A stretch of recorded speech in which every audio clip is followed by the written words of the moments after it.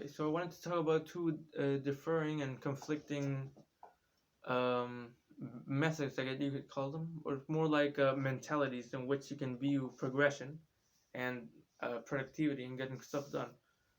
So, for example, on one side, I was talking about goal clarity and having a specific roadmap that you will have moving forward. So, uh, if you say you have a specific goal you have in mind, like uh, I don't know, being a doctor.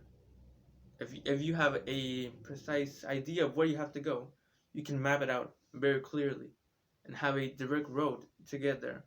And if you weren't so clear on that, if you say you wanted to become something related to medicine, right? You don't know what's going to be the best road to take to what you eventually don't even know is your exact destination. So that affects the rate at which you're going to get there because it's going to be a long road. There's going to be more turns and twists to get there. But more importantly, this hesitation at which you have at each step, right? It's going to make you even slower if you stop yourself because you're not sure if the next step is going to be the most efficient one.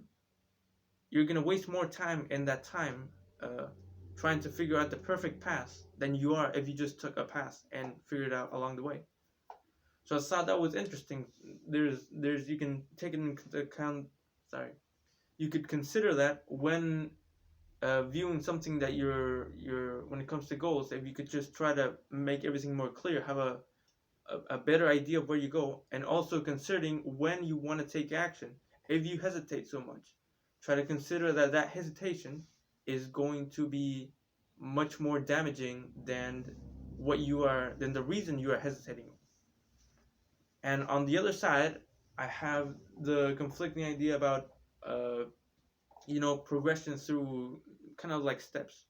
So, for example, when you if you consider everything on like a smaller scale, then it's gonna be easier. So if you wanted to go to the gym, instead of thinking about, oh, I have to go to gym, and having your mind weigh on the idea that you don't want to get to the most uncomfortable point of the workout, where you say doing squats or whatever. But if you just consider the next step you have to take, well, I'll just put on my shoes, I'll just put on music, I'll just head outside. It's gonna be a much easier way to digest it.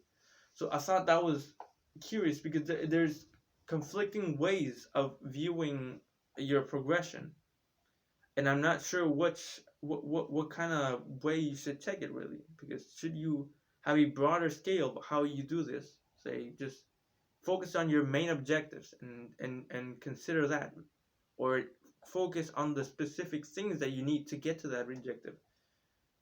And the more I thought about it, I guess you can kind of, at the end of the day, I know there's no definitive answer to this, right?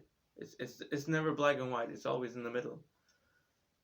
So my main conclusion was, well, you can consider your main goals as a direction, but consider your focus points the every step you take.